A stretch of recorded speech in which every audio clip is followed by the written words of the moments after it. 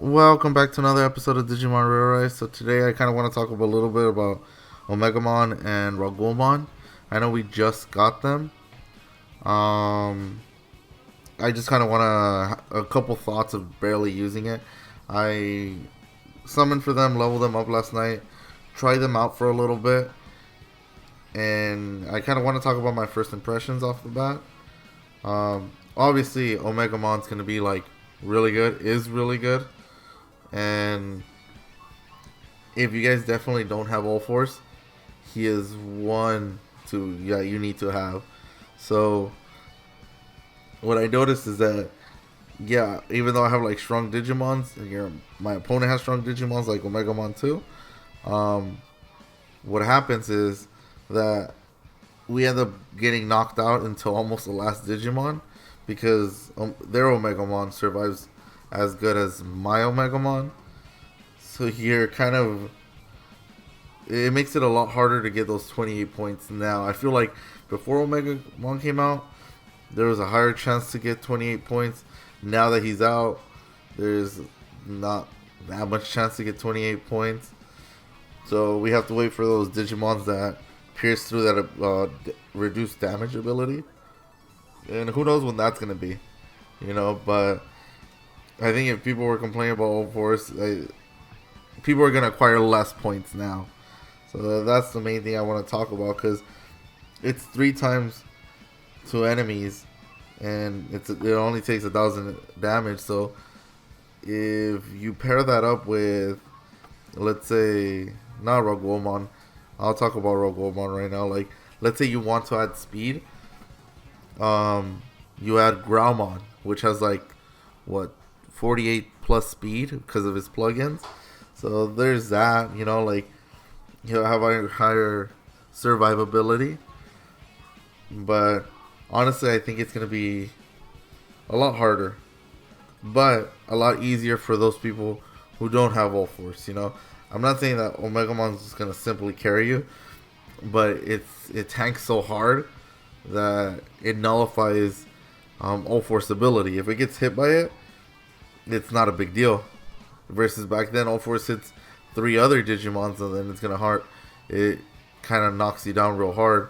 So maybe now if you put higher HP Digimon, who knows? Maybe Tenacious Digimon partner up with Omegamon might work if you guys don't have them. So there's that to think about. Grand Kuwagamon, it was in the banner. I do think that it's gonna be a good Digimon to partner up with all these guys. If you guys don't have All Force. And my thoughts on Raguelmon is that I like what it brings.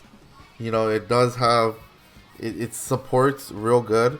Not only does it help healing, but it also helps you crit, which is pretty good.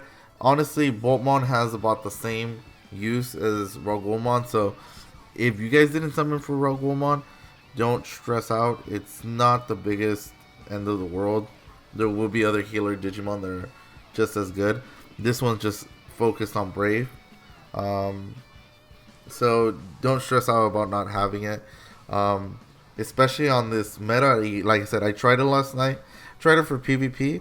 And yeah, I did not like using Raguelmon because as much as like it supports and increases your crit, you want to be first, not heal, be second and heal, because that kind of puts you behind. You'll always be behind. You'll get hit, you'll heal, and then you'll get hit again. And if Omnimon attacks versus All Force attack, and your enemy has Omegamon, then you probably got one-shotted at that point. Not only that, if they hit your Omegamon, now your Omegamon is more fragile than your whole team, so than your opponent's team. So there's that. I tried it, then I just put on a Def Digimon because I wanted higher speed. Yeah, I do like the periodic healing and the evade it gives to all brave allies, but because it only gives it to all brave allies, it limits to what you could use. And like I said, you want to be first. So I know it gives that evade, But let's say you're using your ult force. Your ult force can fall down easily. It gets hit hard enough and it knocks down. It's not that tanky. So there's that to consider when you're using a healer. In my previous video, I think it was on my analysis PvP video. The last one I did is I said healers aren't so good right now, and I still stand by that because I thought maybe Raguelmon would change that. Because look at the speed. Even with plugins, it hits 53, which is not bad, honestly, if you think about it. But it's only, what, 26 more speed?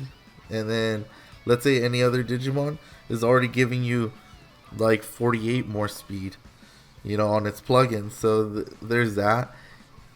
You don't want to be second still. And if you're second, you want to be tanky. Even though, like, my Raguelmon has pretty high HP, I still don't find it useful in that sense. I'll continue trying it out just to see if I feel like there's any change. But honestly, I don't think so. If you guys get Omnimon, dip. Don't try to get Raguelmon. Unless you're trying to get Raguelmon as a healer for Clash Battle. Now then it's a different story, because right now I did level 10 Phoenixmon. Oh, when I got them. And I got 2/3 out of his health knocked down. So that was a lot of damage. I really like the team. A lot of synergy with I used Saber Leomon and Raguel, and you know, it was I enjoyed using that team.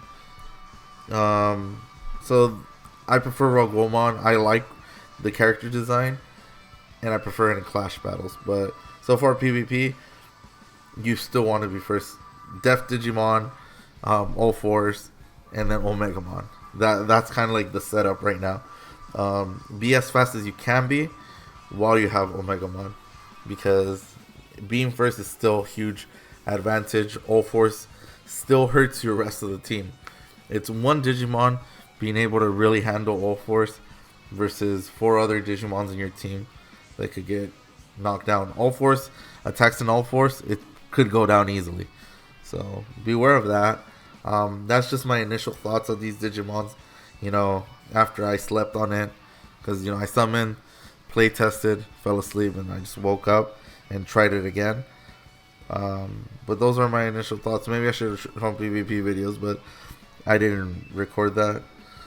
But that's it for this video. Let me know what you guys think about the Digimons, if you guys tried them out so far. Remember to subscribe, like the video, and I'll catch you guys on the next one. Bye.